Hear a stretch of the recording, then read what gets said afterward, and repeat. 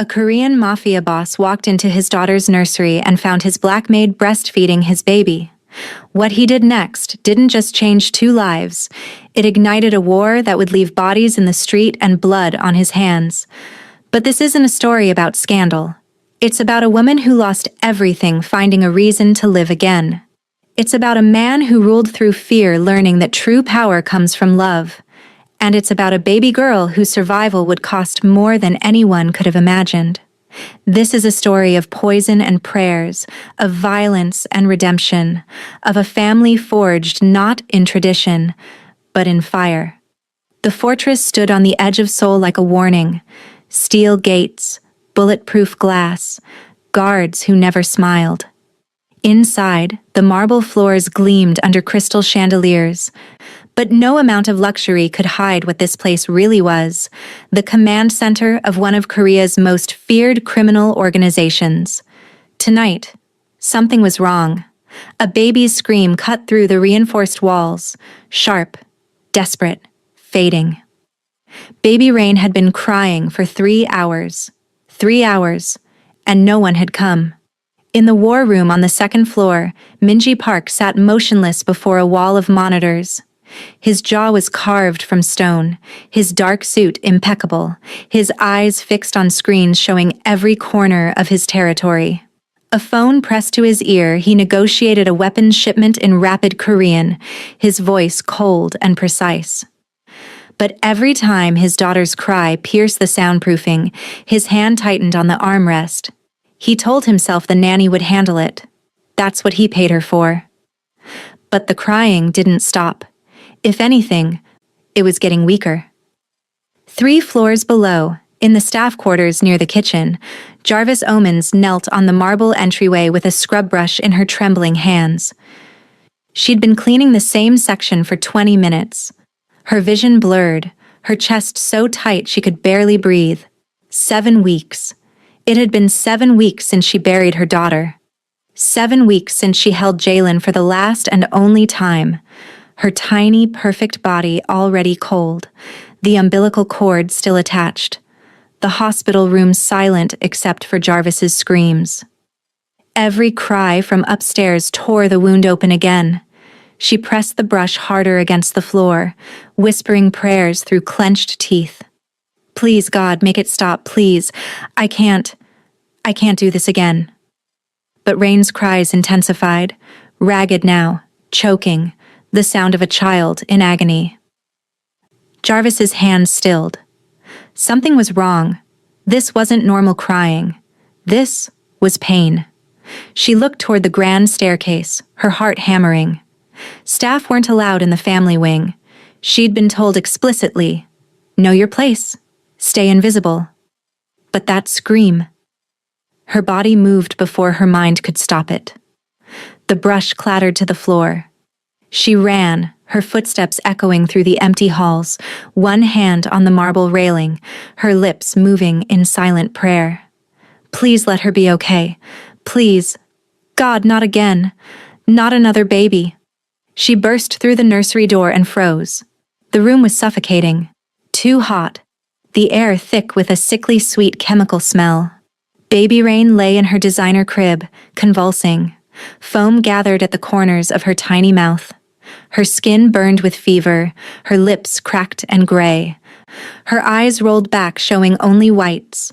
On the nightstand beside the crib sat a bottle of formula, its contents separated, curdled, wrong. Poison. Jarvis didn't think. She lunged forward, scooping Rain into her arms. The baby was burning up, her little body rigid with seizures, her breathing shallow and desperate. No, no, no. Jarvis's voice cracked. The hospital was 30 minutes away. Rain didn't have 30 minutes. She had seconds.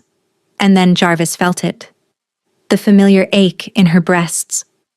The heaviness that hadn't left even though Jalen was gone. Her body still produced milk. Milk meant for a daughter who would never drink it. Her hands shook as she looked down at the dying infant in her arms. Every fiber of her being screamed, no, this would hurt too much, feel too much like replacing Jalen, break her all over again. But Rain's lips moved weakly, searching for comfort that wasn't there. Jarvis's tears fell on the baby's face as she unbuttoned her uniform with trembling fingers. "I'm sorry, Jalen," she whispered to the ghost of her daughter. "But I can't let another baby die, not tonight." She brought Rain to her breast, and the baby latched on desperately, instinctively. The room fell silent except for the soft sound of Rain feeding, and Jarvis's quiet sobs. For the first time in 3 hours the mansion was still. But in the hallway outside, footsteps approached. Heavy, deliberate, closer. Jarvis looked up as the door swung open, her heart stopping. Minji Park stood in the doorway, his hand still on the handle, his eyes wide with shock. For a long, frozen moment he stared at the scene before him, his black maid, tears streaming down her face, nursing his daughter in the dim light of the nursery. The silence stretched between them like a blade. Then Minji's voice came out low, dangerous, confused. "What the hell are you doing?" Earlier that evening, before the world changed, Jarvis had been invisible. That's how she preferred it. Invisible meant safe. Invisible meant no one asked questions about the hollow look in her eyes or why her hands shook when she passed the nursery. She'd arrived at the Park mansion 6 weeks ago, desperate for work, desperate for anything that would keep her mind occupied. The employment agency had been blunt. "The pay is excellent, but the family is complicated. You'll be cleaning staff only. No interaction with the family. Can you handle that?" Jarvis had nodded. She could handle anything if it meant she didn't have to think about the empty apartment waiting for her back in Itaewon. The apartment where Jalen's unused crib still stood in the corner, where baby clothes she'd never worn hung in the closet, where every surface held the ghost of a future that would never exist. The Park mansion was a different kind of haunted. It was a mausoleum disguised as a home, cold despite its luxury, silent despite the dozens of staff moving through its halls. The other workers avoided her, whether because of her race or her grief, she couldn't tell. Maybe both. She learned quickly. Don't ask questions. Don't make eye contact. Clean what you're told to clean, then disappear. She learned that Minji Park was a widower, that his wife Soyeon had died 2 months ago giving birth to their daughter. She learned that he never held the baby, never came to the nursery, spent his nights locked in his office conducting the brutal business that kept his empire running. She learned that the mansion's beauty was a lie. Behind the marble and gold were surveillance cameras, panic rooms, weapons caches. This wasn't a home. It was a fortress preparing for war. And tonight, war had come. Upstairs in the war room, Minji had been in the middle of negotiating when his second-in-command, Junho, had interrupted with urgent news. The Kong Syndicate was making moves in Gangnam, testing boundaries, seeing how far they could push. Minji's response had been ice cold. Then pushback. Hard. But even as he gave orders, even as he watched his territory on the monitors, his daughter's cries had been a persistent knife in his concentration. Where was Hana? The nanny was supposed to be competent, came with impeccable references from another family in the organization. He'd checked the cameras. The nursery feed showed Rain alone in her crib, screaming. No sign of Hana. Minji's jaw had tightened. He'd excused himself from the call, his patience finally exhausted. If he had to handle this himself, so be it. But as he'd walked down the hallway toward the nursery, something had shifted in the sound of Rain's crying. It had gotten quieter. Then it had stopped completely. His heart had lurched. He'd started running. What he found when he opened that door defied every rule, every boundary, every wall he'd built around himself since Soyeon died. Now, standing in the doorway, Minji's mind struggled to process what he was seeing. The maid, Jarvis, he remembered her name distantly, was holding his daughter, nursing her. Rain's tiny hand clutched at the woman's uniform, her eyes closed in contentment, her breathing steady and calm. The sight should have enraged him. Instead, something twisted in his chest, something he couldn't name. Jarvis's voice came out broken, terrified. "Mr. Park, She was dying. The formula—" She gestured shakily toward the nightstand. Minji's eyes followed her gesture. He crossed the room in 3 strides, picked up the bottle, and brought it to his nose. The smell hit him immediately. Almond sweet, unmistakable, cyanide derivative, professional grade. His blood turned to ice. Someone had poisoned his daughter. His hand crushed the bottle, plastic cracking in his grip. When he spoke, his voice was deadly calm. "How long has she been like this?" "I found her 5 minutes ago. She was convulsing, foam at her mouth. Jarvis's voice broke. "The hospital was too far. She didn't have time. I couldn't let her die." Minji looked at her properly for the first time. Really looked. He saw the tears on her face, the way her whole body trembled, the agony in her eyes that spoke of some deep, personal hell. This woman wasn't trying to manipulate him. She was barely holding herself together. "You saved her life," he said quietly. Jarvis nodded, unable to speak. Minji pulled out his phone, dialed Junho. "Find Hana Lee. Bring her to the warehouse. Alive." His eyes never left the poisoned bottle. "And get Dr. Elvis here immediately. My daughter's been exposed to cyanide." He ended the call and turned back to Jarvis.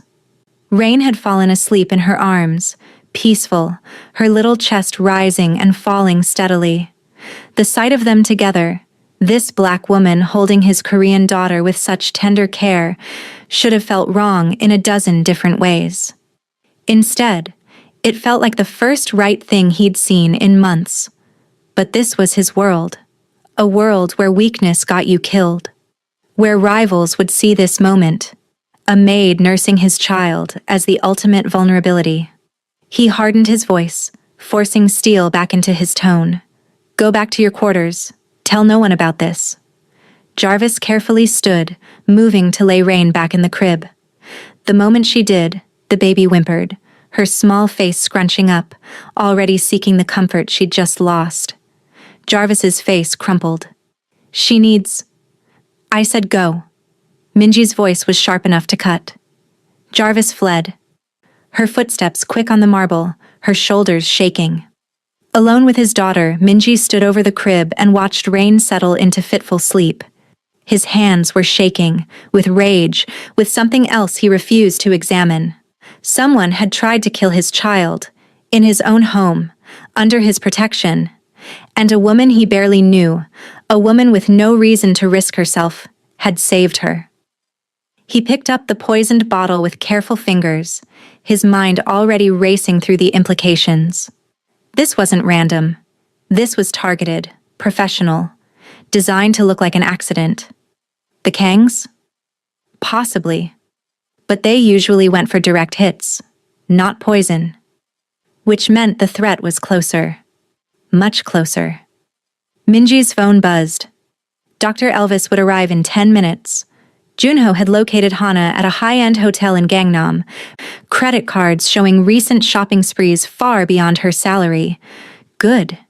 He'd have answers soon enough. But as he stood there in the nursery, watching his daughter sleep, Minji couldn't stop seeing Jarvis's face. The tears, the terror, the fierce protectiveness as she'd held Rain close. Something had shifted tonight. He didn't know what it meant yet. But he knew, with a cold certainty that settled in his bones, that nothing would ever be the same again.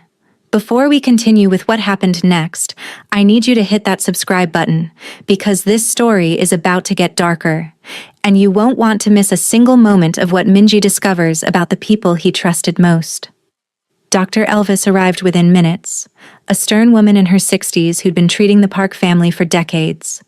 She examined Rain with efficient hands, drawing blood, checking vitals, her face giving nothing away. Minji stood at the window, his back to the room, phone pressed to his ear as Junho delivered his report. "We have Hana.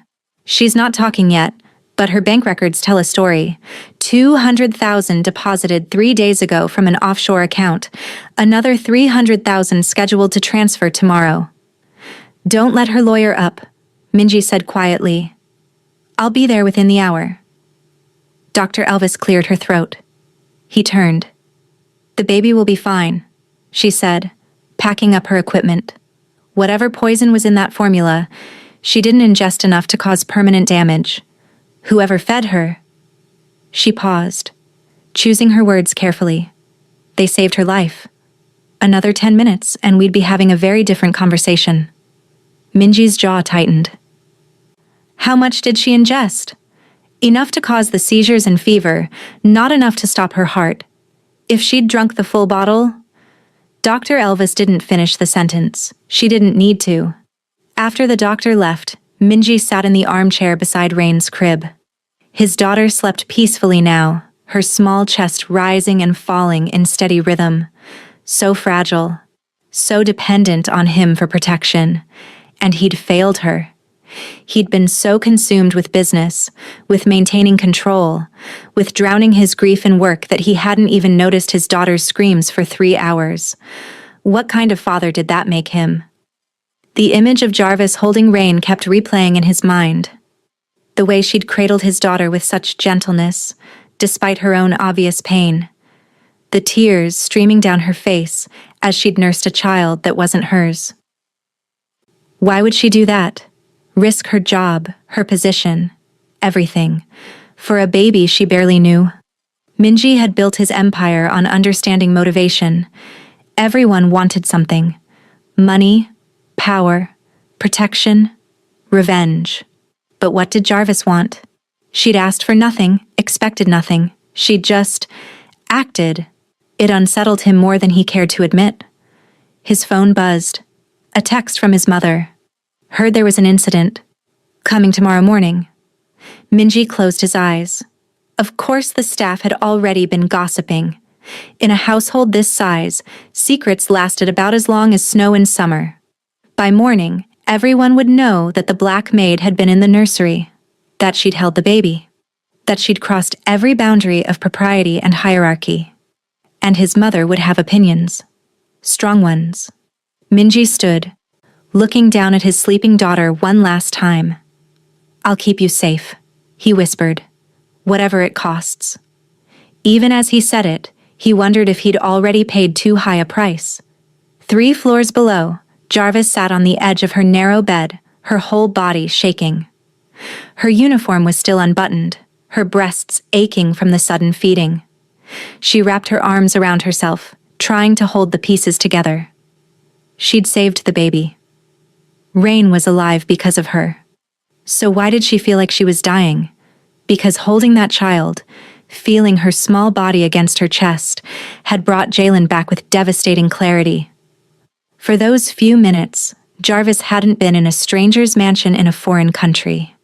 She'd been in that hospital room, holding her daughter, begging God for just one more minute, one more breath, one more chance to say I love you. But God hadn't listened then. And now Jarvis had given her milk, the milk that should have been Jalen's, to someone else's child. The guilt felt like drowning. I'm sorry, baby girl, she whispered into the darkness of her room. I'm so sorry. She thought of Minji Park's face when he'd found her. The shock, the confusion, then that flash of something else. Not gratitude, something colder, more calculating.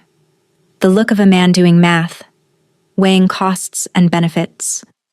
He'd told her to tell no one, which meant he saw this as a problem, not a miracle. Jarvis wasn't stupid. She knew what she'd done had crossed lines. In America, it would have been complicated.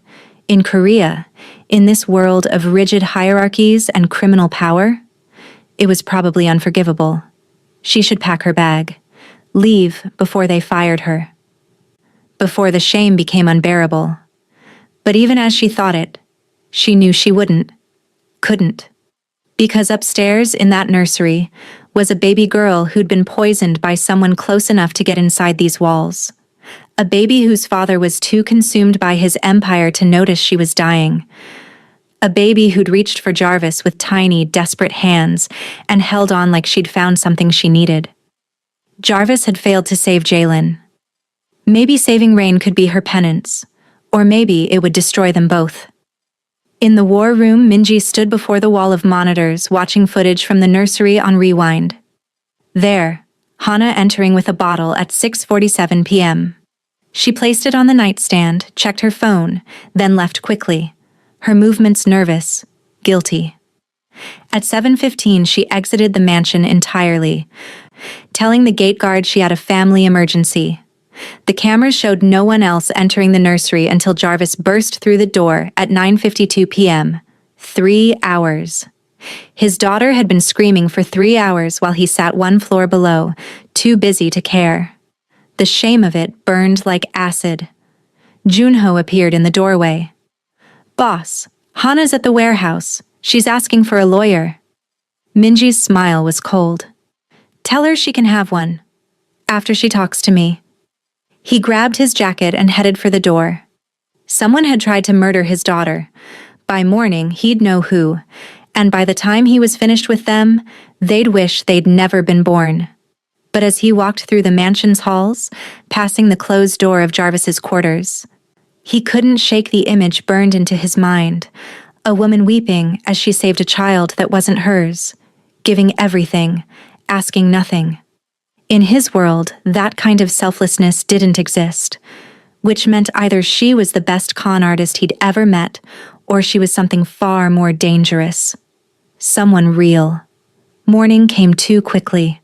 Jarvis woke to harsh sunlight streaming through her small window and the sound of raised voices somewhere in the mansion. She dressed quickly in a fresh uniform, her hands still trembling from the night before. When she emerged into the service hallway, the other staff members fell silent. 3 maids stood clustered near the laundry room, their conversation dying the moment they saw her. She felt their stares like physical weight as she walked past. In the kitchen, the head cook, Mrs. Han, gave her a sharp look.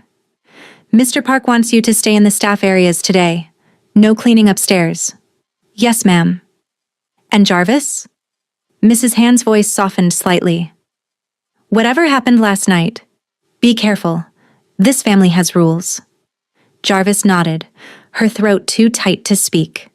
She spent the morning scrubbing floors in the basement, trying to stay invisible, trying not to think about Rain upstairs. Was the baby okay? Had she eaten? Was someone holding her when she cried, or was she alone again? The questions tore at her, but she kept her head down and worked. At 10 o'clock, a black Mercedes pulled up to the mansion's front entrance. Through a window, Jarvis watched an elegant, older woman emerge. Designer handbag, perfectly styled hair, an air of authority that preceded her like a weapon. Mrs. Park, Minji's mother. The staff scattered like startled birds. Whatever was about to happen, no one wanted to be caught in the crossfire. In Minji's office, the confrontation was already underway. "What were you thinking?" Mrs. Park's voice was ice wrapped in silk. She stood before her son's desk, spine rigid with fury. "The entire household is talking, the security team, the staff, even the guards at the gate." Minji sat motionless, his face carefully blank. "Talking about what, Mother?" "Don't play games with me.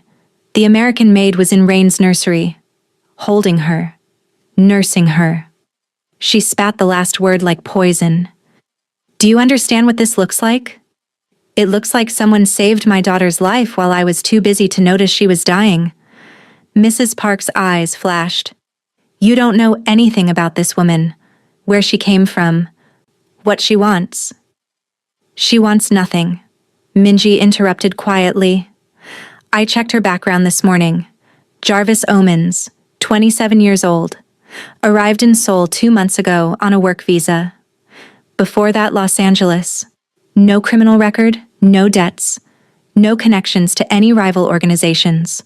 He paused. "And 7 weeks ago, she lost her newborn daughter to complications during childbirth." The room fell silent. Mrs. Park's face softened for a moment, then hardened again. "That's tragic. Truly. But it doesn't change the impropriety of what happened. She crossed a line." "She saved Rain's life," Minji said, his voice sharp enough to cut. The formula was poisoned. If Jarvis hadn't acted, your granddaughter would be dead. His mother's face went pale. Poisoned? Who? I'm handling it. Before she could respond, the office door opened. Uncle Jin-ho entered without knocking, his expensive suit doing nothing to hide the calculation in his eyes. Minji, mother. He nodded to each of them, then settled into a chair uninvited. I heard about last night's incident. Troubling news? The poisoning or the gossip? Minji asked coldly.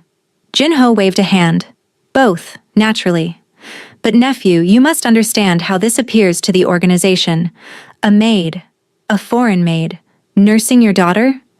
People are talking about weakness, about judgment compromised by grief. He leaned forward. In our world, appearances are everything. This makes you look desperate, vulnerable.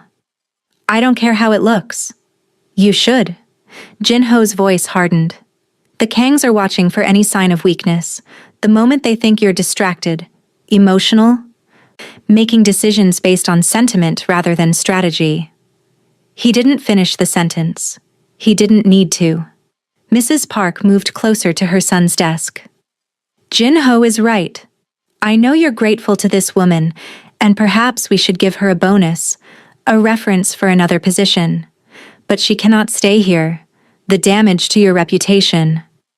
My reputation, Minji said quietly, has been built on being ruthless, efficient, and absolutely loyal to family. Last night, Jarvis Oman showed more loyalty to my daughter than anyone in this household, than me included. The words landed like slaps. Jin-ho's smile was thin. Loyalty? Or manipulation? She lost her own child. Now she's attaching herself to yours. It's classic replacement behavior. Some might even call it disturbed. Some might call it compassion, Minji countered. Compassion is a luxury we cannot afford. His uncle stood, buttoning his jacket. The men are already questioning. If you show weakness over a staff member, worse, a foreign woman, they'll wonder what other decisions you're making from emotion rather than reason. He moved toward the door, then paused. Think carefully, Minji. Your enemies are watching. Make sure they see a leader, not a grieving father who's lost his way. After he left, Mrs. Park approached her son, her voice softer now. I'm not heartless, Minji. I understand what you're feeling. But in this world, in this life we lead, you cannot afford attachments to people outside the family, especially not to someone so far outside our world. She placed a hand on his shoulder. Either she goes, or I will question your ability to lead this family. I won't be the only one. She left, her heels clicking against marble. Alone in his office, Minji stared at the files spread across his desk. Financial reports, territory maps, intelligence briefs, the mechanisms of power that kept his empire running, and in the center of it all, a personnel file with a photo attached. Jarvis Omens, 27. Dark skin, careful eyes, a smile in the picture that looked like it had been forced for the camera. He'd spent the early morning hours digging into her background. Everything his uncle and mother said was technically correct. She had crossed a line. The optics were terrible. His rivals would see it as exploitable weakness. But they were wrong about her motives. He'd seen her face last night. That hadn't been manipulation. That had been a woman breaking herself open to save a child she didn't know, giving everything, asking nothing. In his entire life, Minji had never met anyone who operated that way. His world was built on transactions, on leverage, on the constant calculation of cost and benefit. Jarvis didn't fit into any of those categories, which made her dangerous in ways his family couldn't begin to understand. The smart play was obvious. Pay her off, send her away, eliminate the problem. But when he closed his eyes, all he could see was Rain's face, peaceful for the first time in hours, as she slept in Jarvis's arms. His daughter had been dying, and a stranger had saved her. What did he owe for that? Everything. Nothing. He didn't know anymore. In the basement, Jarvis heard the whispers even before she saw the staff members. Two gardeners talking in rapid Korean, occasional English words filtering through, inappropriate, shame, trying to replace her own baby. She kept scrubbing, her eyes burning, her hands moving mechanically across the floor. She'd known this would happen, known that saving Rain would come with consequences. But she'd do it again, 1,000 times over, because some things mattered more than reputation or rules or staying in your place.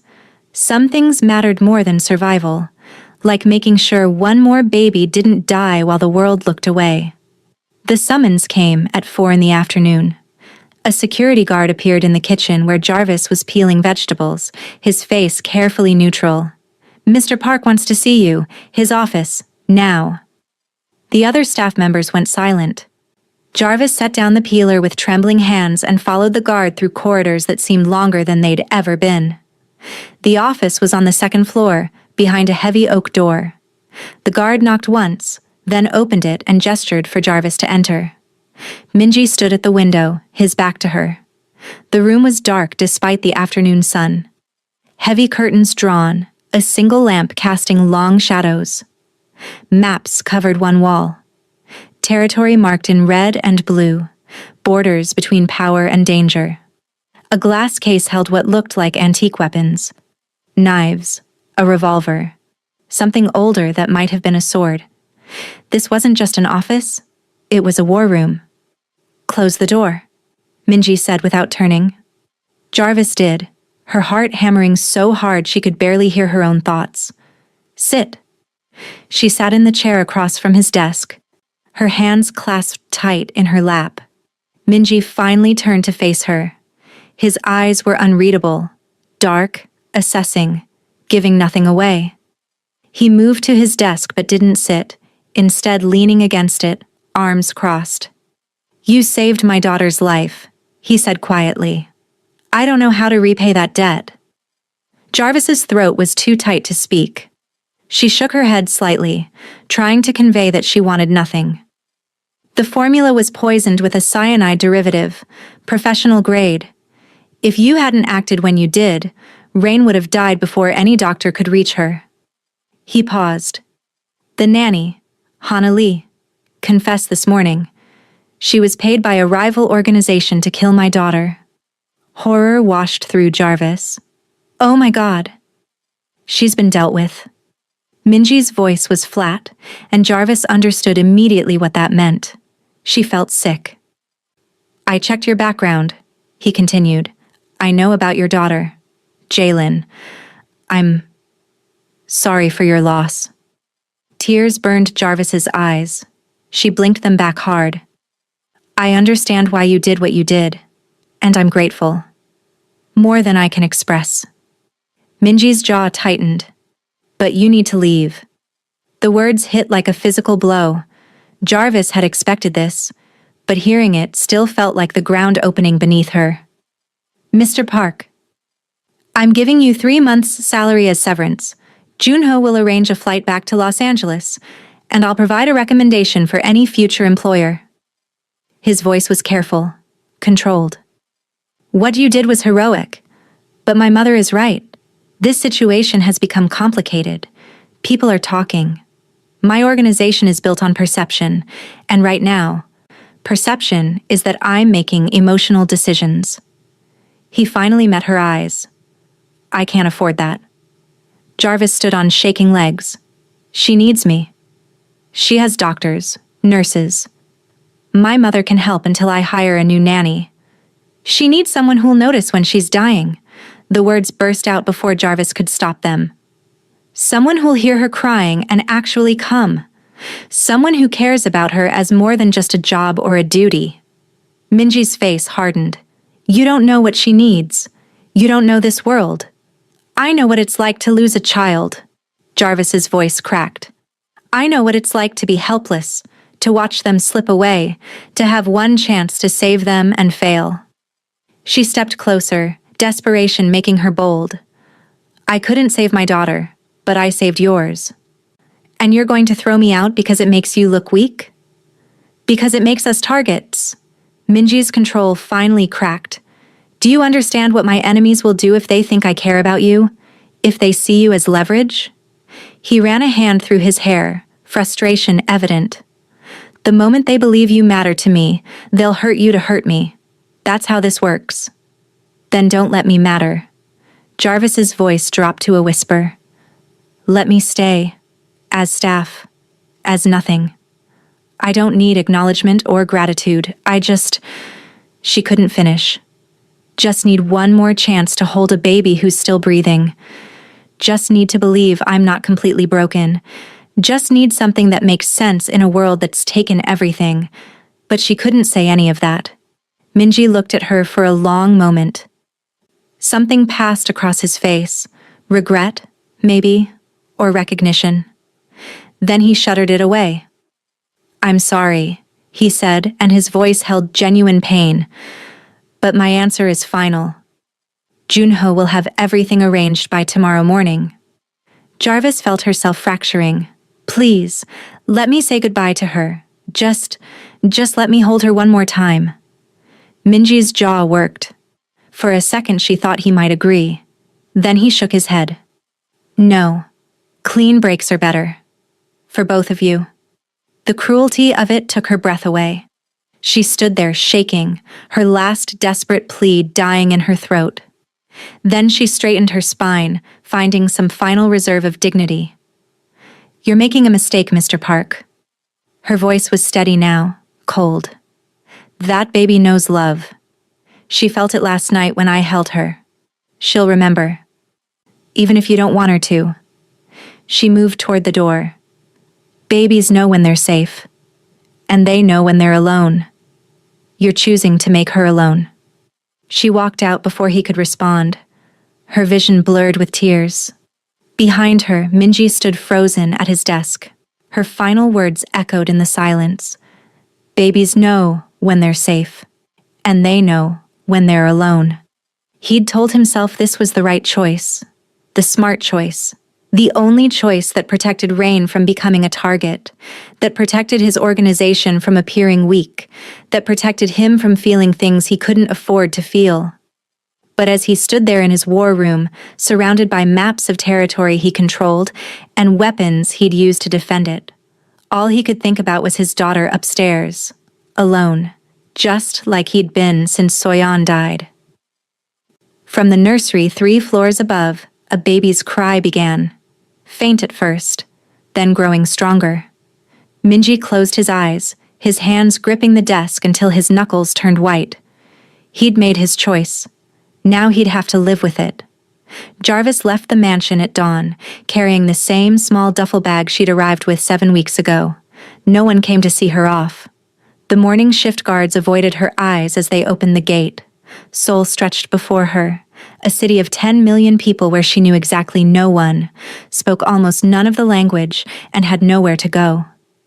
She stood on the street outside the fortress walls, the bag heavy in her hand, and tried to figure out what came next, but all she could hear was Rain crying. Inside the mansion, the crying didn't stop. Day 1. Minji hired a new nanny through an agency his mother trusted. The woman was Korean, older, with decades of experience and impeccable references. She arrived with a suitcase full of credentials and left 6 hours later, exhausted and apologetic. I've never seen anything like it, she told Minji, her professional composure cracking. The baby won't eat, won't sleep, just cries and turns away from every bottle. It's like she's refusing. Day 2, they tried another nanny, then another. Rain's cries grew hoarse, weaker. She barely had the strength to scream anymore, just a constant, heartbreaking whimper that filled the mansion like a ghost. Minji stopped sleeping. He spent his nights in the nursery, holding his daughter, rocking her, trying everything he could think of. But Rain turned her face away from every bottle, her small body growing lighter, more fragile. Please, Rain, he whispered in the darkness. Please, baby girl, you have to eat. But she didn't. Day 3, his business began suffering. Calls went unanswered. Meetings were cancelled. Junho handled what he could, but the organization was beginning to notice. Their boss was distracted, emotional, making mistakes. The Kangs noticed too. They pushed harder in Gangnam, testing boundaries, taking territory. Minji barely registered it. All he could focus on was his daughter's weakening cries. Uncle Jinho came by on the evening of the third day, his concern wrapped in thinly veiled criticism. "This is what I warned you about. You're losing control because you can't control your emotions." "Get out," Minji said quietly. "The men are talking." "I said get out." Jinho left, but his words lingered. "You're losing control." Maybe he was. Minji didn't care anymore. Day 4. Mrs. Park arrived with a pediatric specialist in tow, Dr. Kim, one of Seoul's most respected physicians. The man examined Rain with gentle, thorough hands, checking her heart, her reflexes, her responses. When he finished, his face was grave. "Physically, there's nothing wrong with her," Dr. Kim said. "No illness, no defects. But emotionally," he paused, choosing his words carefully. "She's exhibiting signs of severe attachment trauma." Minji's stomach dropped. What does that mean? It means she's formed a profound bond with someone specific. When that bond was severed suddenly, violently, her body and mind went into a kind of shock. Dr. Kim looked at Minji with sympathy. "In essence, Mr. Park, your daughter is grieving. And grief in infants can be life-threatening." "She's 2 months old," Minji said, his voice breaking. "How can she grieve?" "Infants form attachments from the moment they're born. Touch, scent, sound. They know their caregivers on a primal level. When those connections are broken suddenly..." He gestured to Rain, lying weak and listless in her crib. "This is the result." Mrs. Park spoke up, her voice tight. "Can't we form a new attachment? Find someone else?" "It's possible," Dr. Kim said, "but it will take time, weeks, maybe months. And in her current state, I'm not sure she has that long." He turned to Minji. "Mr. Park, I need to ask you something difficult. Has there been any major change in her care recently? Someone who was present who's now gone?" The question hung in the air like an accusation. Minji closed his eyes. "Yes." "How long ago?" 4 days. Dr. Kim nodded slowly. "Then that's your answer. If you want your daughter to survive, you need to bring that person back." After the doctor left, Minji stood at the window of his office, staring out at nothing. Behind him, his mother sat in silence, her usual composure shattered. "You have to find her," she finally said. "The American woman, Jarvis." "I know. I was wrong." Mrs. Park's voice cracked. "I thought I was protecting you, protecting the family, but I was just afraid." Minji turned to look at his mother. She looked older suddenly, smaller. "Afraid of what?" "Of losing you the way we lost your father. Of watching you make choices from emotion rather than strategy and having it destroy you." She stood, moving to stand beside him. "Your father died because he loved too openly. Trusted too easily. I swore I'd never let that happen to you." "Mother?" "But I was wrong," she continued. "What that woman did, saving Rain without thought for herself, giving everything, asking nothing. That's not manipulation. That's..." She stopped, unable to find the word. "Love," Minji finished quietly. Mrs. Park nodded. "Find her. Bring her home. And this time, don't let pride or fear or what the men might think stand in your way." She touched his face gently. "Your daughter is dying, Minji. Nothing else matters." That night, Minji sat beside Rain's hospital crib. They'd admitted her that evening when she became too weak to cry. Feeding tubes ran into her tiny body. Monitors beeped steadily, tracking a heartbeat that was growing slower. He held her small hand in his, tears running freely down his face for the first time since Soyeon died. "I'm sorry," he whispered. "I'm so sorry, Rain. I thought I was protecting you. I thought I was being strong. He bent his head, his shoulders shaking. But I was just a coward. I was afraid of needing someone, afraid of caring about someone outside our world. And you're paying the price for my fear. Rain's eyes fluttered open briefly, unfocused, searching for something that wasn't there. Minji's voice broke completely. I'll find her. I promise. I'll bring her back. Even if it meant admitting he'd been wrong, even if it meant showing weakness to his entire organization, even if it meant acknowledging that he needed someone, that his daughter needed someone, more than he needed pride or control or power. None of that mattered anymore. Nothing mattered except the dying baby in front of him, searching for the one person who'd made her feel safe. Minji pulled out his phone and called Junho. Find Jarvis Omens. Every resource we have. I don't care what it costs or how long it takes. Find her. Boss, are you sure? Find her, Minji repeated, his voice raw. Before my daughter dies. He ended the call and turned back to Rain. Her breathing was shallow, her skin too pale. Hold on, he whispered. Just hold on a little longer. But with each passing hour, he became less certain she could. While Rain fought for her life, Minji's men worked with brutal efficiency. Junho had organized a full-scale manhunt within hours, dividing the city into sectors, deploying teams to hospitals, shelters, hotels, anywhere a foreign woman alone might seek refuge. But Jarvis had vanished. On the second day of the search, Junho brought different news to Minji's hospital vigil. We found Hana Lee. Minji looked up from where he'd been sitting beside Rain's crib, his eyes bloodshot from lack of sleep. I thought she was dealt with. She was supposed to be on a plane to Thailand. Our people at the warehouse let her go after the initial interrogation. They thought you'd gotten what you needed. Junho's face was grim. Turns out she had more to tell. Airport security flagged her trying to board a flight to Tokyo with 500,000 in cash. Minji stood slowly. Bring her to the warehouse. Now. The warehouse in Namyangju was one of Minji's oldest holdings. Isolated, soundproof, the kind of place where questions got answered whether people wanted to answer them or not. He arrived to find Hana Lee zip-tied to a chair, her expensive clothes disheveled, mascara running down her face. Two of his men stood guard.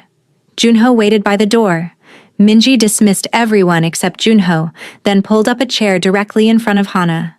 He sat, elbows on his knees, and studied her for a long moment. You poisoned my daughter, he said quietly. Hana started crying immediately. I didn't know she'd survive. I didn't want to do it. They made me. Who's they? The Kang Syndicate. They approached me 6 months ago before I even started working for you. Said they'd pay me to get close to your family, to wait for instructions. She was talking fast now, words tumbling over each other. I didn't know what they wanted at first. I thought maybe just information. But then they told you to kill a 2-month-old baby. Minji finished. Hana sobbed. They said it would look like Sid's, that no one would question it, that I'd get $500,000 and disappear to Thailand, start over. Names, Minji interrupted. Who in the Kang organization contacted you? A lieutenant named Sung, he said. She stopped abruptly, her face going pale. What did he say? He said your uncle approved the plan, that Uncle Jinho wanted it done quickly, while you were still grieving your wife and distracted. Her voice dropped to a whisper. He said once Rain was dead, you'd fall apart completely, and Jinho would take control of the organization. The words landed like bullets. Minji stood slowly, his mind reeling. His uncle, his own blood, had conspired to murder his daughter. You're lying, he said, but even as he spoke, pieces started falling into place. Jinho's sudden visits. His pointed comments about weakness and emotion, his insistence that Jarvis be fired immediately, that the situation be handled quietly. He'd wanted Jarvis gone not because she was improper, but because she'd saved Rain, ruining the plan. I have proof, Hana said desperately. Text messages, recordings. They're on my phone. I kept them as insurance. Junho handed Minji the phone they'd confiscated. He scrolled through, his face growing colder with each message. There it was. Detailed planning, payment schedules, and multiple messages from a number he recognized, his uncle's personal line. Make it look natural. No suspicion. The maid is a problem.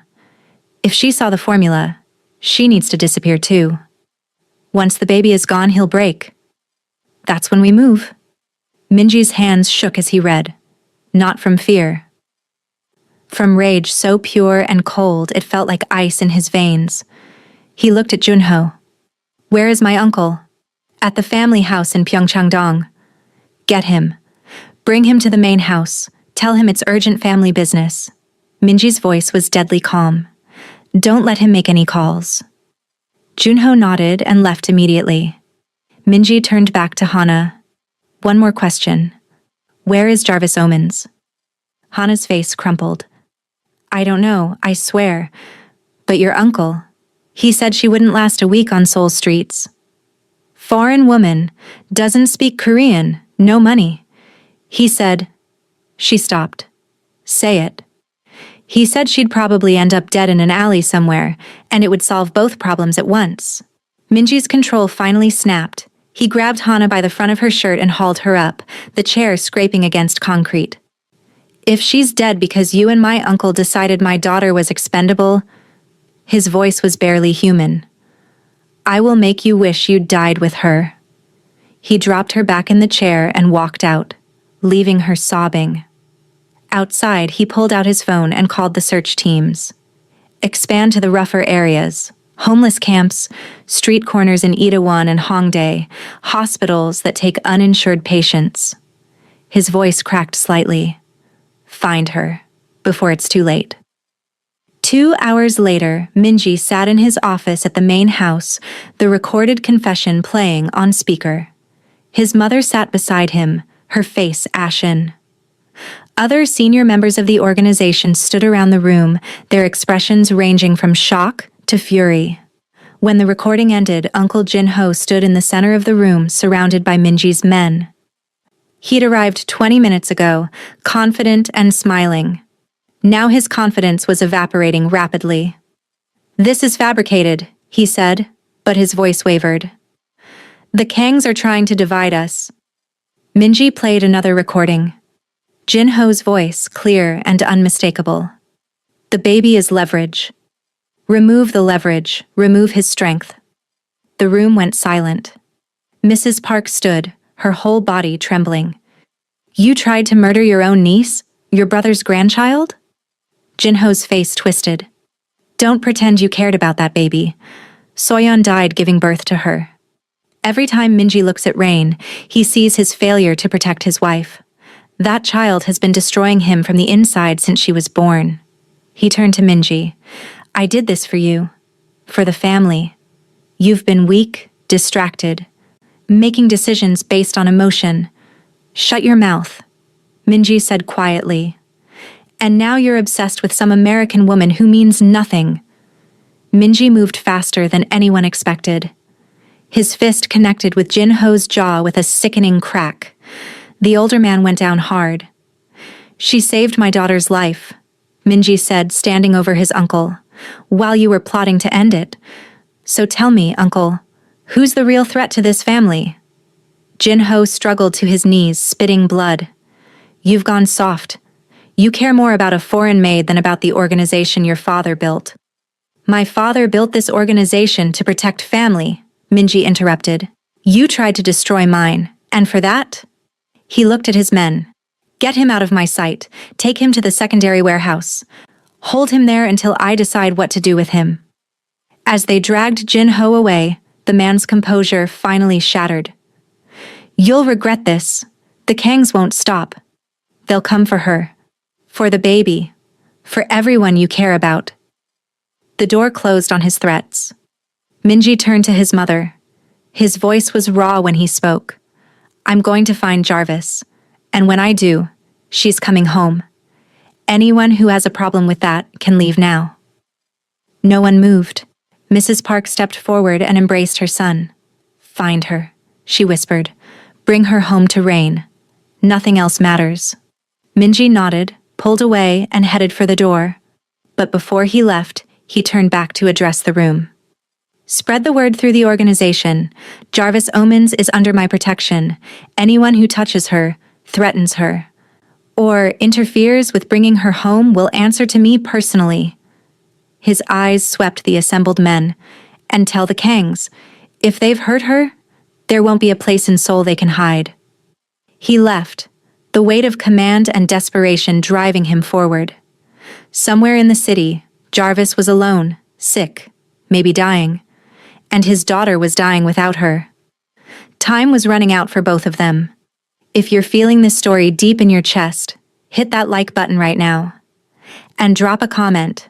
Are you Team Jarvis or Team Minji? Because what happens next will test everything they believe about family, loyalty, and whether love is worth dying for.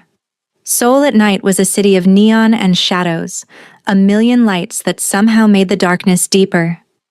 Minji drove through rain-slicked streets. His phone pressed to his ear as Junho coordinated search teams across the city. "Nothing from the hospitals," Junho reported. "No Jane Does matching her description. Shelters say they haven't seen any Black American women in the past week." "Keep searching," Minji said. "Hotels, motels, anywhere." "Boss, if she doesn't have money..." Junho didn't finish the thought. "If she doesn't have money, she's on the streets. And on the streets, a foreign woman alone." Minji's hands tightened on the steering wheel. He couldn't let himself think about what might have happened. Not yet. "What about the staff?" he asked. "Did anyone give her emergency contacts? Reference information?" "We checked."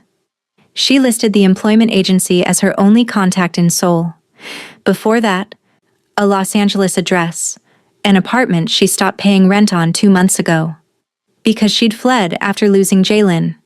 Fled across the world to escape the memories, only to land in Minji's house and save another baby at the cost of breaking herself open again. And he'd thrown her out. The guilt was crushing. Day 1 of the search turned into day 2. Day 2 became day 3. Rain's condition continued to deteriorate. The doctors were talking about life support, about preparing for the worst. Minji split his time between the hospital and the streets. He drove through every neighborhood, showing Jarvis's photo to anyone who would look. Most people ignored him. Some took the photo, studied it, shook their heads. On the morning of the 4th day, Minji was about to return to the hospital when his phone rang. Unknown number. "Yes? Are you the man looking for the American woman?" The voice was old, rough, speaking Korean with a heavy accent. Minji's heart stopped. "Yes. Do you know where she is?" "My name is Howard. I'm a pastor. I run a ministry for the homeless in Itaewon." He paused. "A woman matching your description has been staying near the old railway bridge. She's sick. Very sick. If you care about her, you should come quickly." Minji was already running to his car. "Give me the exact location." The area beneath the railway bridge was a forgotten corner of Seoul, a place where the city's most vulnerable gathered, invisible to the millions who passed overhead. Makeshift shelters of cardboard and plastic sheeting, the smell of unwashed bodies and desperation.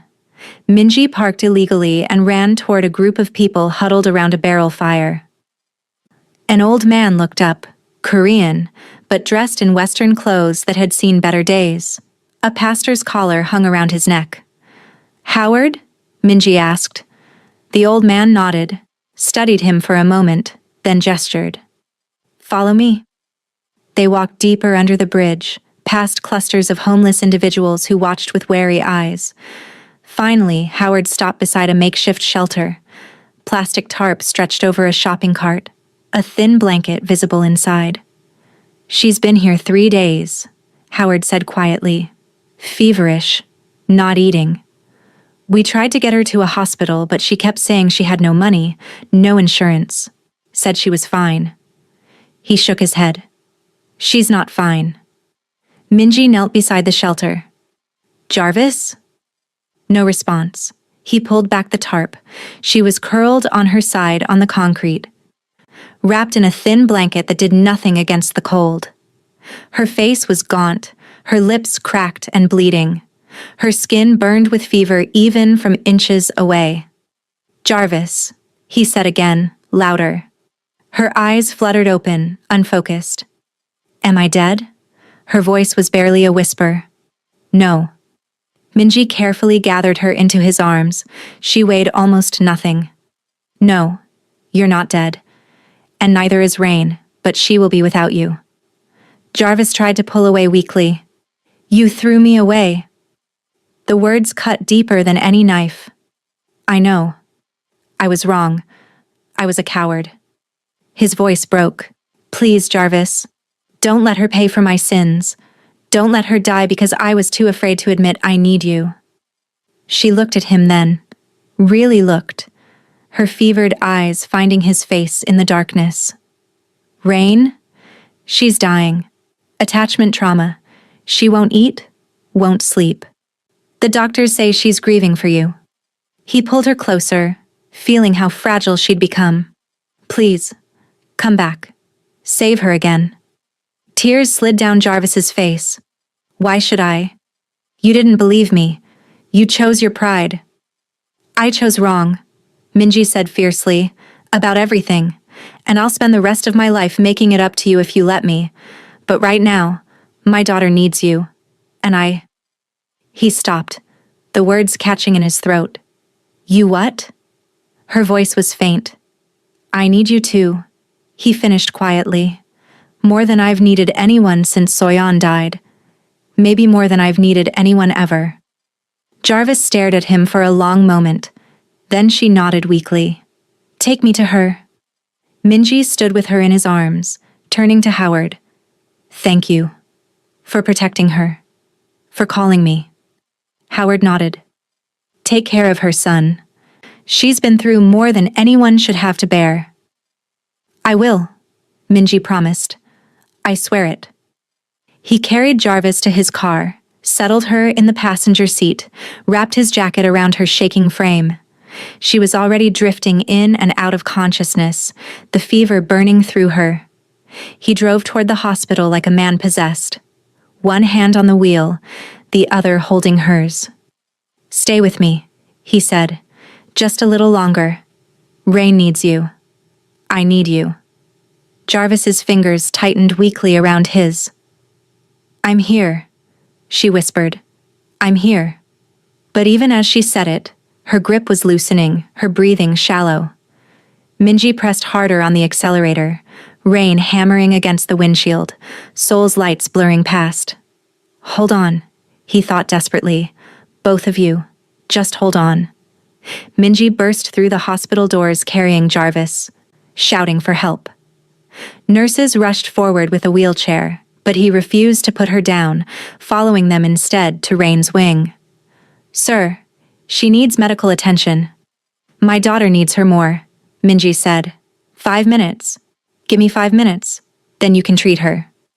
The nurses looked at each other, then at the determination on his face, and reluctantly agreed. Minji carried Jarvis into Rain's room. The baby lay motionless in her crib, eyes half closed, skin pale as death. The monitors beeped slowly, too slowly. Dr. Kim was there, checking vitals. He looked up, shocked. Mr. Park, this is Jarvis Omens, the woman who saved Rain. Minji gently lowered Jarvis into the chair beside the crib. Let her try. She's clearly ill herself. Please, Minji said quietly. What do we have to lose? Dr. Kim hesitated, then stepped back. Jarvis leaned forward, her hands shaking as she reached into the crib. She carefully lifted Rain, the baby's tiny body frighteningly light. For a moment, nothing happened. Rain lay limp in Jarvis's arms, barely breathing. Then Jarvis began to hum. It was a lullaby, soft, wordless, full of grief and love in equal measure. The same melody she'd hummed to Jalen in those final moments. The same melody she'd hummed to Rain that first night. Rain's hand twitched. Then her fingers curled around Jarvis's thumb. Her breathing deepened. Her eyes opened, just slightly, and found Jarvis's face. The monitors began to change, heart rate increasing, oxygen levels rising. Impossible, Dr. Kim whispered, watching the screens. Jarvis pulled Rain closer to her chest, still humming, tears streaming down her face. I'm here, baby girl. I'm here now. I won't leave you again. Rain's mouth began to move, searching instinctively. Jarvis glanced at Minji, a question in her eyes. He nodded immediately. Whatever she needs. Jarvis unbuttoned her hospital gown with trembling fingers and brought Rain to her breast. The baby latched on weakly at first, then stronger. Within moments, she was nursing steadily. The room fell into stunned silence. Dr. Kim checked the monitors again, shaking his head in disbelief. Her vitals are stabilizing, heart rate normalizing. This is... He couldn't finish. Love, Minji said quietly, watching them. This is love. Over the next hours, the transformation was remarkable. Rain's color returned. Her breathing steadied. She nursed, slept peacefully in Jarvis's arms, then woke and nursed again. Jarvis refused to put her down, even when the nurses came to check on her own fever. I'm fine, she kept saying. Just let me hold her a little longer. Minji sat in the corner, watching. At some point, Junho arrived with food, with updates on the organization, with questions that needed answers. Minji sent him away. Not now. Nothing's more important than this. As night fell, Jarvis finally allowed the nurses to examine her. Severe dehydration, malnutrition, a respiratory infection that would have become pneumonia in another day or two. They insisted she needed IV fluids, antibiotics, bed rest. Jarvis agreed to everything, as long as they let her stay in Rain's room. Dr. Kim, seeing how Rain responded every time Jarvis so much as shifted position, agreed. They brought in a second bed, set up an IV, positioned everything so Jarvis could reach Rain's crib without getting up. Minji stayed through all of it. Finally, near midnight, when Rain was sleeping peacefully and Jarvis was drowsing under the effects of antibiotics, she spoke. Why did you really fire me? Minji had been sitting in the chair by the window, his eyes on both of them. He'd known this question was coming, dreaded it. Because I was afraid, he said quietly. Jarvis opened her eyes, looking at him. Of what? Of what it meant that a stranger cared more about my daughter than I did. Of what it meant that I felt something when I saw you holding her. He stood, moving closer. My whole life has been about control. My father died because he lost control, got emotional, made mistakes. I swore I'd never let that happen. So you pushed away anyone who made you feel? Yes. He sat on the edge of her bed, careful not to disturb the IV line. When Soyeon died, I shut down completely, threw myself into work, barely looked at Rain because every time I did, I saw what I'd lost. His voice cracked. Then you came into my house, and in one night you did what I couldn't do in 2 months. You made my daughter feel loved. Jarvis's eyes filled with tears. And when I found you holding her, something inside me shifted. I saw what my life could be if I wasn't so afraid, and it terrified me more than any enemy ever has. He reached out slowly, giving her time to pull away, and took her hand. So I did what I've always done. I eliminated the threat, removed the variable that made me vulnerable. I'm not a threat, Mr. Kao. Park. Minji, he corrected softly. And you are. You're the greatest threat I've ever faced. Because you make me want to be someone different. Someone better. Someone worthy of... He stopped. Worthy of what? He looked at her. This woman who'd given everything, lost everything, saved everything. Worthy of being loved. Jarvis squeezed his hand weakly. You don't earn love, Minji. You just accept it. Or you don't. I want to, he said. I don't know if I know how, but I want to try. He paused. If you'll let me. Before she could answer, Rain stirred in her crib, making small sounds. Jarvis started to get up, but Minji gently pressed her back. Let me. He crossed to the crib and carefully lifted his daughter. She was so small in his hands, fragile, dependent, trusting. When had he last really looked at her? When had he last allowed himself to feel the weight of being her father? He brought her to Jarvis, who helped him position Rain to nurse. For a moment, the three of them were connected. Minji holding his daughter, Jarvis feeding her, all of them breathing in sync. This, Jarvis whispered, this is what family looks like. Minji's eyes burned. I want this, every day, every moment. He looked at her seriously. Stay, not as staff, as family. Let me protect you the way you've protected Rain. Let me give you both everything I have. I don't want your money. I'm not offering money. I'm offering a home. A place where you're not invisible or disposable or alone. His voice dropped. I'm offering a family, if you'll have us. Jarvis looked down at Rain, peacefully nursing, her small hand resting on Jarvis's chest. She thought of Jaylin, would always think of Jaylin, but maybe that was okay. Maybe loving Rain didn't mean forgetting her daughter. Maybe it meant honoring her memory by making sure another baby never felt alone. Okay, she whispered. Okay. Okay, we'll try. She looked up at him, her eyes clear despite the fever. But Minji, if you ever throw me away again, I won't, he said fiercely. I swear on my life, on my daughter's life, I will never make that mistake again. Rain finished nursing and fell asleep between them. Minji carefully moved her back to the crib, then returned to sit beside Jarvis's bed. They stayed that way through the night. Minji in the chair, Jarvis in the bed, Rain in the crib.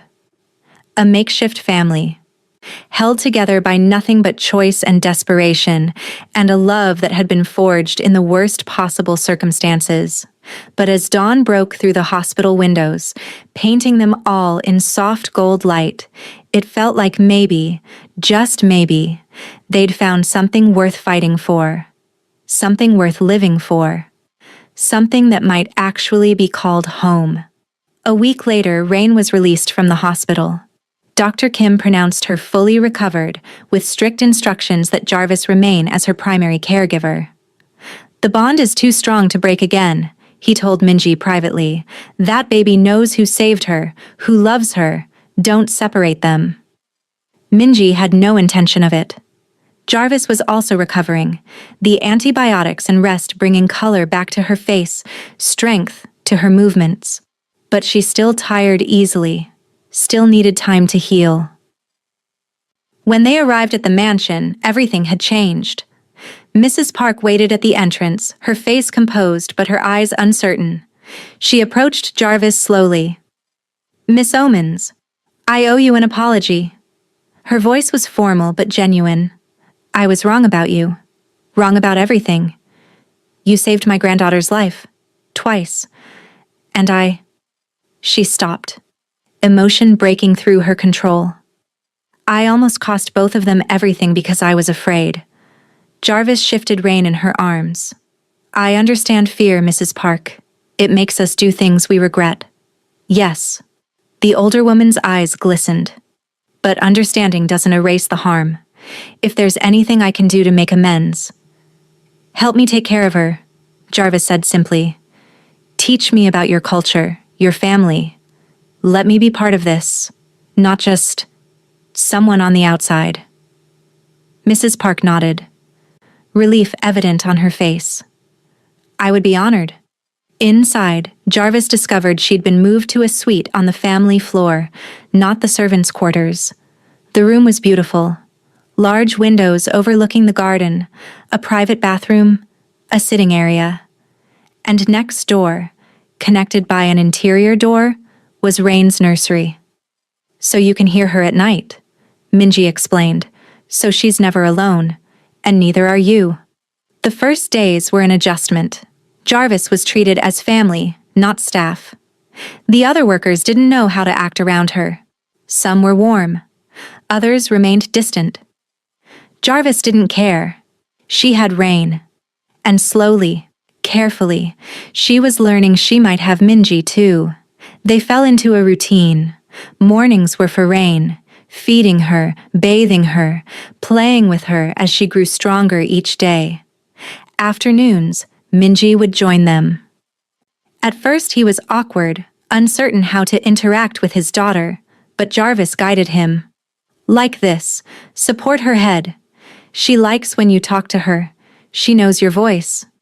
Gradually, Minji relaxed, began to smile when Rain grasped his finger.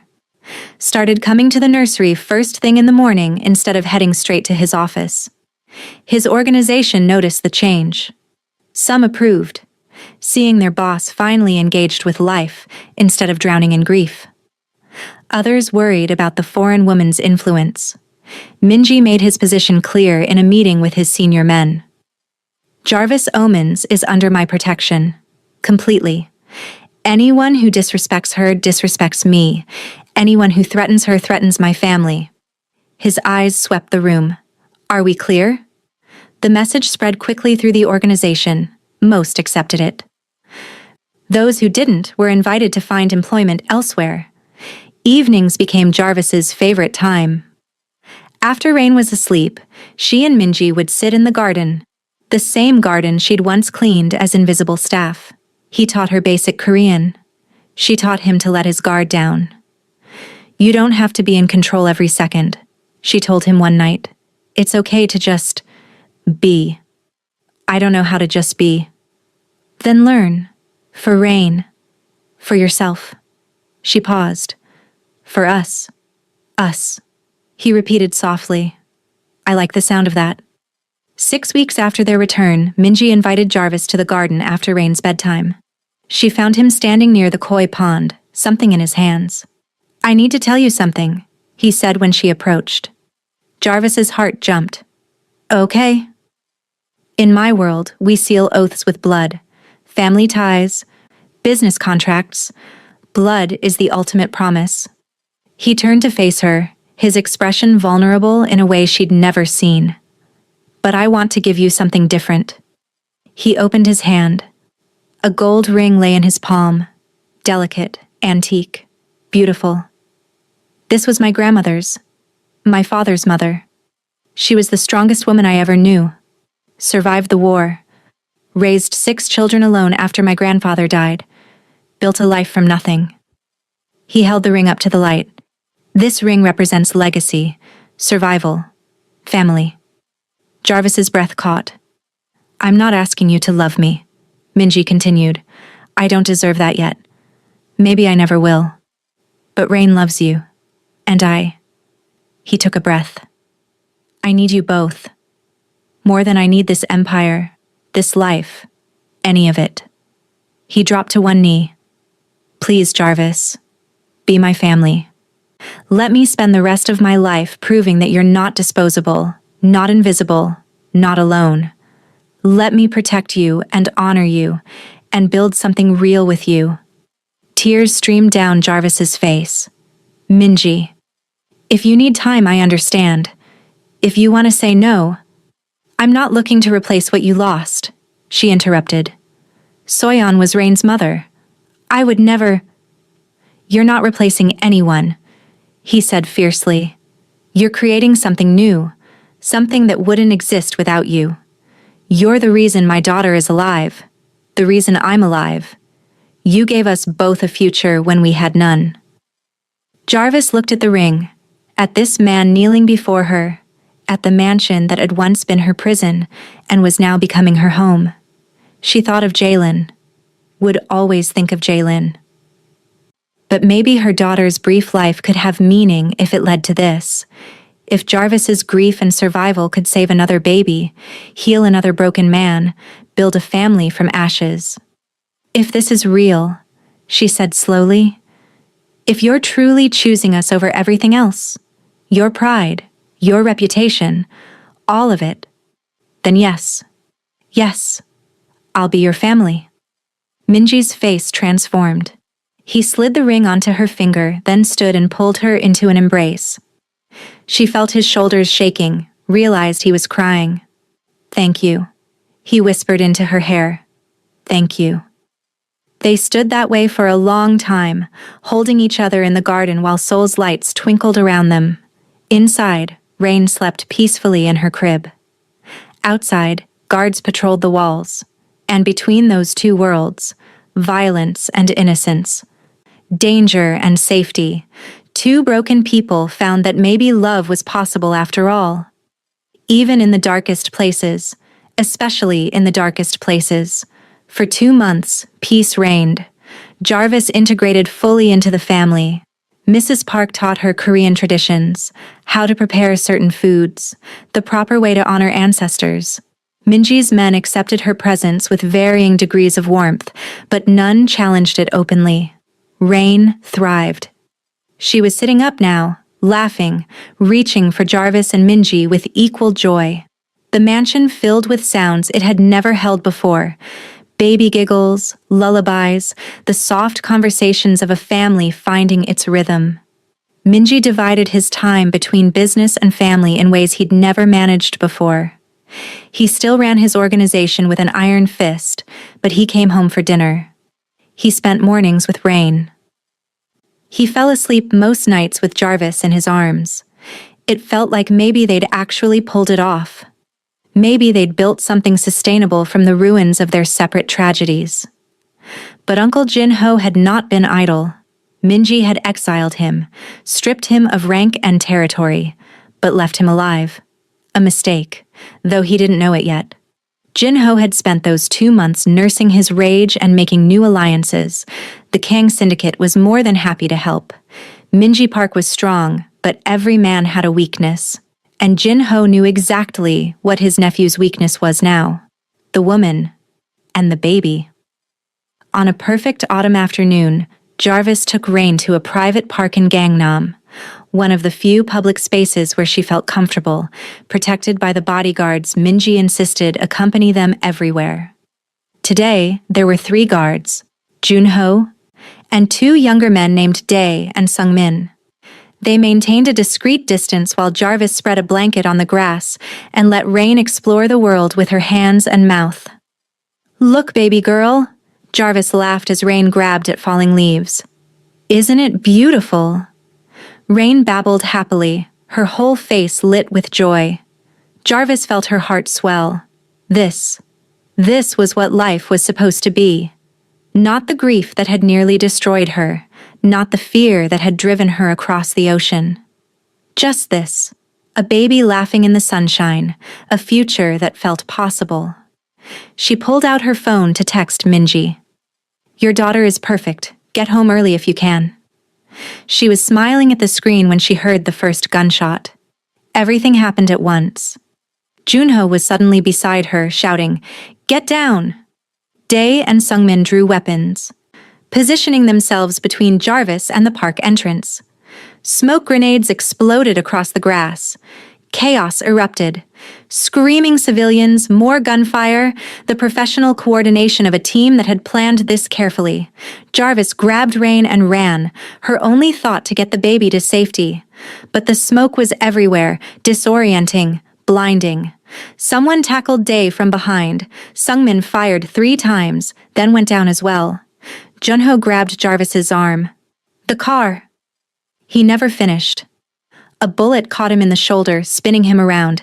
He fell, still trying to shield them. Jarvis kept running, clutching Rain, who was screaming now, terrified. Then hands grabbed her from behind. She fought viciously, kicking, biting, screaming. Rain was ripped from her arms. She heard the baby's wails, tried to reach for her. "The baby goes to the park ranger," a voice said in Korean. "We were only paid for the woman." Relief crashed through Jarvis. They weren't taking Rain. Then horror, as she realized what that meant for her. She was dragged backward, her struggles useless against 3 men. A van door opened. She was thrown inside, zip-tied before she could fight back. The last thing she saw before the door slammed shut was Junho, bleeding but alive, shielding Rain's body with his own while he called for backup. Then darkness, and the sound of the van's engine roaring away from everything that mattered. Minji was in a meeting when his phone rang. Junho's name on the screen. He ignored it. They'd agreed no interruptions during the negotiation with the Japanese distributors. It rang again immediately. And again. Minji excused himself and stepped into the hallway. This better be... Boss! Junho's voice was strained with pain. They have her. The world stopped. Say that again. Coordinated attack. Gangnam Park. They took Jarvis. Junho was breathing hard. I'm sorry. We fought, but there were too many. Professional team. They let Rain go. The baby's safe. With me. But Jarvis... Minji was already running to his car. How long ago? 5 minutes. Black van. No plates. Headed west toward the docks. Get Rain to the house. Full security. No one in or out without my direct approval. Minji's voice was deadly calm. Then get medical attention. I'm mobilizing everyone. He hung up and hit speed dial. Code red. Full mobilization. Lock down all our territory. Every man on the streets. I want that van found. Within minutes, 50 of his most trusted men were deployed across Seoul. CCTV footage was pulled. Informants were activated. Every resource Minji had built over 2 decades went active. And in his car, driving toward the docks with murder in his heart, Minji made another call. This is Park Minji. I'm calling in every favor you've ever owed me. Every single one. Someone took my fiancée. Find her, or I'll burn the city down looking. The response was immediate. Even rival organizations owed him. Even enemies recognized that some lines shouldn't be crossed. Within an hour, he had a location. An abandoned warehouse on the waterfront. Old shipping facility, long out of use. Perfect place for the kind of thing his enemies had planned. Minji arrived with overwhelming force. Not just his men. He'd called in allies, associates, anyone who'd listen. Nearly 100 armed men surrounded the building. He didn't bother with negotiation, didn't waste time on demands. He simply said, go. And the building was stormed. Inside the warehouse, Jarvis sat zip-tied to a chair, her face bloody from the struggle. Uncle Junho stood before her, his smile vicious. He'll come for you, Junho said. That's the point. We'll kill him when he does, then take Rain. The organization will be mine like it should have been from the start. Jarvis's eyes were hard despite her fear. You don't know him.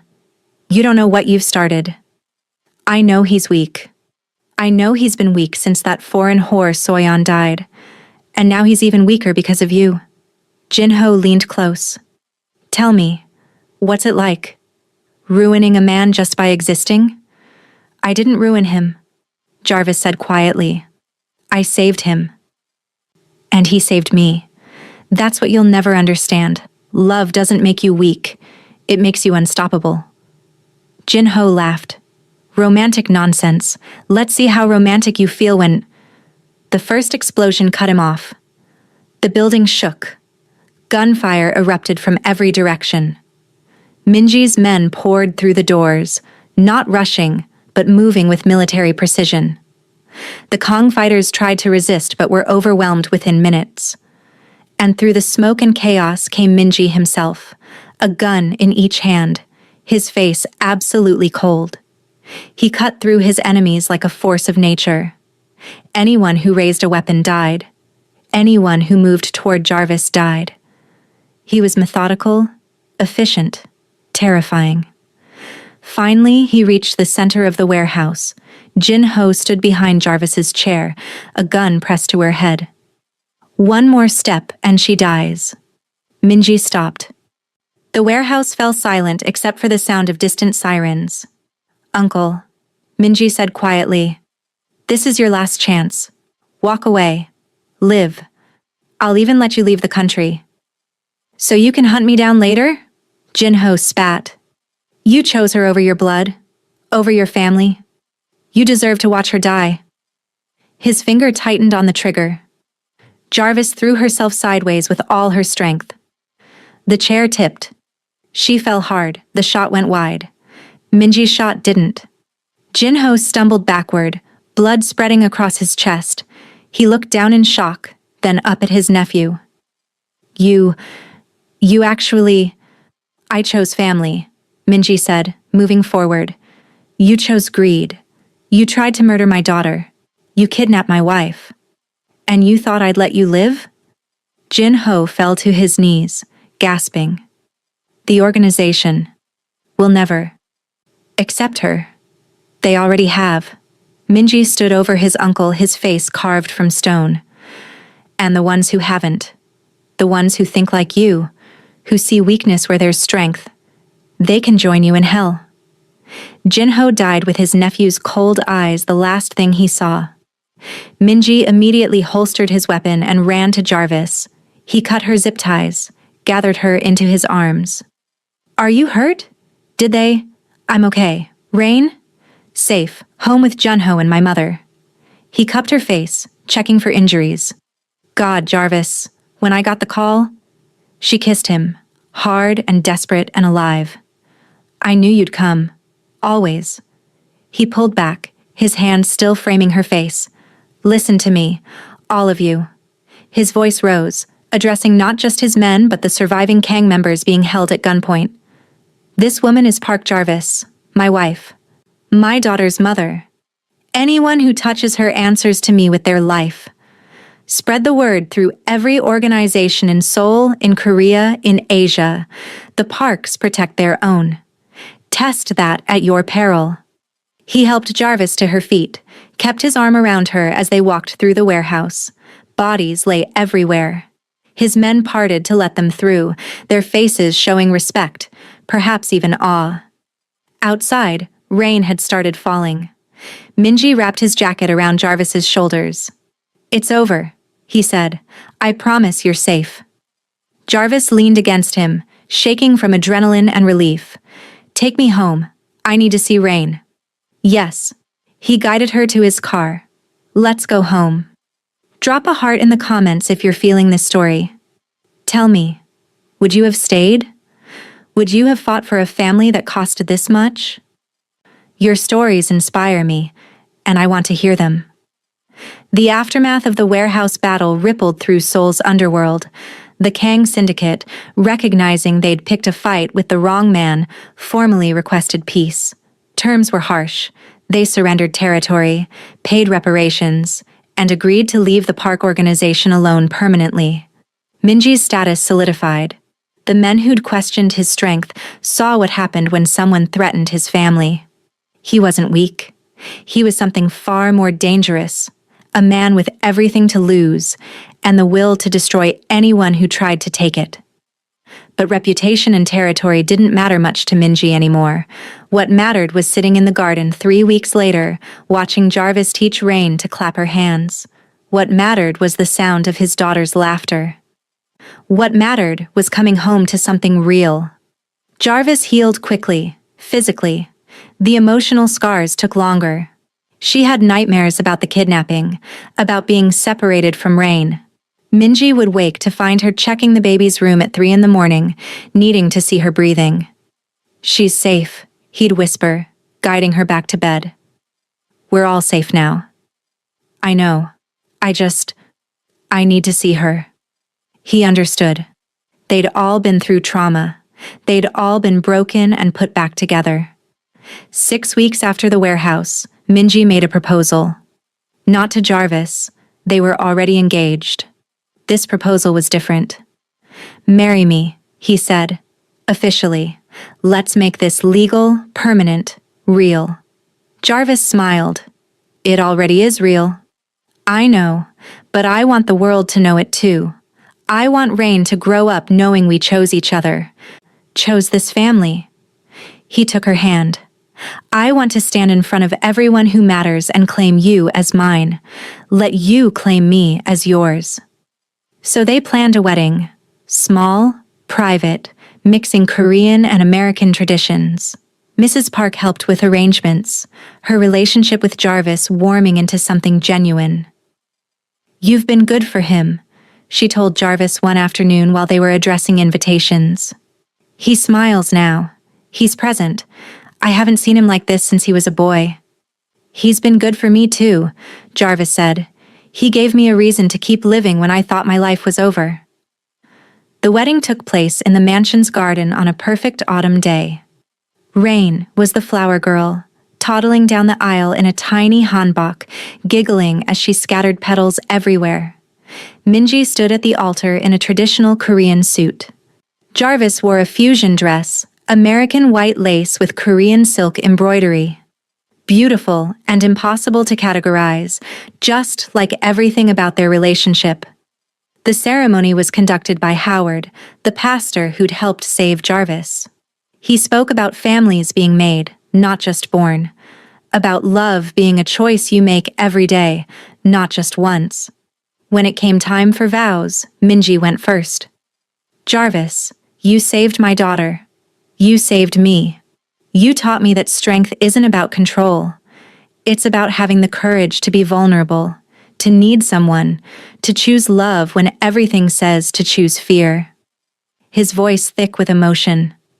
I promise to protect you, honor you, and spend every day earning the gift you've given me, a family, a home, a future. Jarvis's turn. She looked at this man who'd once thrown her away, and then moved heaven and earth to bring her back. Minji, you gave me a reason to believe in tomorrow again. You gave me a family when I thought I'd lost mine forever. You showed me that love can survive even in the darkest places. Maybe especially in the darkest places. She smiled through tears. I promise to stand beside you, to be Rain's mother in every way that matters, and to choose us every single day, no matter what. They exchanged rings, the grandmother's ring for Jarvis, a new one for Minji that Jarvis had designed herself. Simple gold inscribed with Korean characters. What does it say? Minji asked, studying it. Family first, she whispered. Always. His eyes shone as he slid it on. Howard pronounced them married. Minji kissed his wife like she was the only person in the world. Rain clapped and shrieked with joy, and everyone laughed. At the reception, Minji's men toasted the couple. Even the most hardened criminals seemed moved by what they'd witnessed. Two people who'd survived the worst life could offer and chosen to build something beautiful anyway. Mrs. Park gave a speech that had everyone in tears. When I first met Jarvis, I saw only what she wasn't. Not Korean, not from our world, not appropriate. I was wrong about all of it. What matters isn't where you come from. It's what you do with what you're given. Jarvis was given heartbreak and chose compassion. She was given nothing and gave everything. Welcome to the family, daughter. Officially. As the sun set, Minji and Jarvis slow danced in the garden, Rain asleep in Mrs. Park's arms nearby. Seoul's lights twinkled around them, but the fortress walls felt less like a prison now, more like protection for something precious. Are you happy? Minji asked, his lips close to her ear. Jarvis leaned back to look at him. I didn't think I'd ever be happy again after Jalen died. But yes, I'm happy. She smiled. Not because I've forgotten her. Because I've honored her by choosing to keep living. To keep loving. I think she'd be proud of you. I think Soyeon would be proud of you too. You're the father Rain deserves. The man she'd want raising her daughter. They swayed together as the last light faded. Around them, guards patrolled. Business continued. The machinery of Minji's empire kept running. But here, in this garden, in this moment, they were just a family. Imperfect, unconventional. Born from tragedy and forged in fire. But real, and whole, and theirs. 2 years later, the mansion had transformed completely. Rain's toys scattered across the pristine floors. Children's laughter echoed through halls that had once held only silence. Family photos lined the walls. Minji and Jarvis's wedding. Rain's first birthday. Holidays celebrated with joy instead of duty. Rain was walking now, talking. a bright-eyed toddler who called Jarvis Mommy and Minji Appa with equal love. She had no memory of those dark early months. All she knew was that she was loved, protected, cherished. Jarvis had started a foundation, helping single mothers, providing resources for women who'd lost children, creating support networks for the kind of grief she'd endured. Minji funded it fully, proud of what she was building. Minji himself had changed, too. Still ruthless in business when necessary, but present at home. He attended Rain's doctor appointments. He read her bedtime stories. He took family vacations. His men respected him more, not less. They saw that a man who would burn the world to protect his family was a man you wanted leading you. And when word spread through the underworld about what had happened, how Park Minji had destroyed anyone who threatened his wife and child, it became legend. A warning. Touch what's his, and you won't live to regret it. But inside the fortress walls, that legend was just a father playing with his daughter, a husband learning to be vulnerable with his wife, a family that had survived the worst and chosen each other anyway. One evening, as Jarvis put Rain to bed, the toddler asked a question she'd asked 100 times before. "Tell story." "Which story, baby?" "How you and Appa met." Jarvis smiled, stroking Rain's hair. "Once upon a time, there was a little girl who was very sick, and a woman who was very sad, and a man who was very afraid." "But they found each other?" Rain asked, her eyes already drooping. "Yes, they found each other, and they became a family." "Best family," Rain mumbled, already falling asleep. "Yes, baby girl, the very best family." Jarvis kissed her forehead and turned to find Minji in the doorway, watching them with an expression that still made her heart skip. "She's right, you know," he said as they walked to their own room. "We are the best family." Jarvis took his hand. "We're a family that chose each other. That's what makes us strong." Later, as they lay in bed, Minji's arms around her, Jarvis thought about the journey that had brought them here, the grief that had nearly destroyed her, the fear that had nearly destroyed him, the baby who'd saved them both. "Thank you," she whispered into the darkness. "For what?" "For coming to find me, for not giving up, for choosing us when it would have been easier to choose pride." Minji pulled her closer. "There was never really a choice. From the moment I saw you holding Rain, some part of me knew. You were my second chance. Our second chance." "At what?" "At everything. At family. At love. At being the people we were meant to be all along." Jarvis turned in his arms to face him. "I love you." He smiled, the real smile, the one reserved only for her and Rain.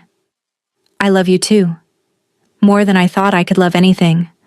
More than empire or power or pride." He kissed her softly. "You taught me that love isn't weakness. It's the only thing worth being strong for." Outside, Seoul continued its endless motion, 10 million people living 10 million separate lives. But inside the fortress, 3 people had found something rare and precious. A family forged not in tradition or bloodlines, but in impossible choices and desperate acts. A family that had survived poison and prejudice, betrayal and violence, grief and fear. A family held together by one simple truth. Love, real love, doesn't arrive gently. It comes through fire and blood, through sacrifice and survival. But when it survives all that, it becomes unbreakable. Sometimes love doesn't look like what we expect. Sometimes family isn't who we're born to, but who chooses to stay when everything falls apart.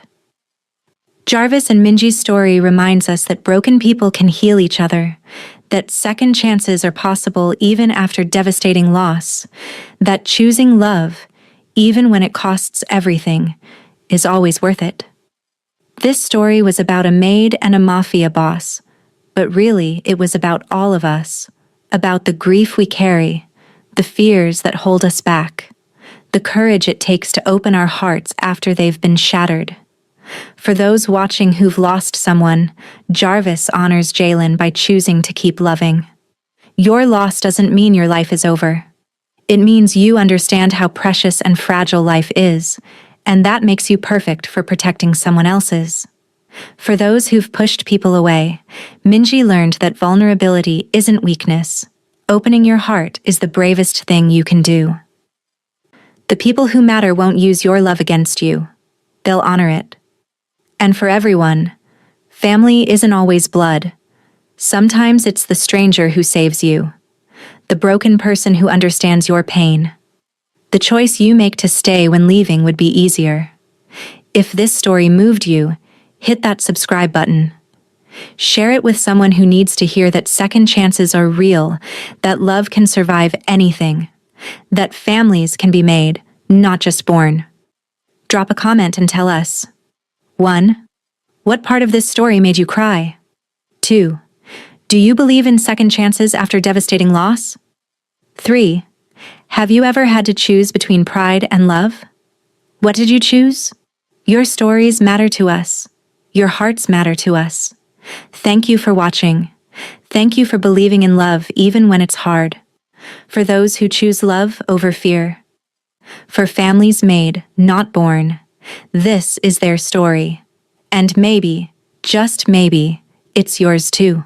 If this story touched your soul, subscribe for more stories about love, loss, and the families we build from ashes. Hit that notification bell so you never miss a story that matters. Because these aren't just stories, they're reminders of what makes us human. Join our family. Subscribe now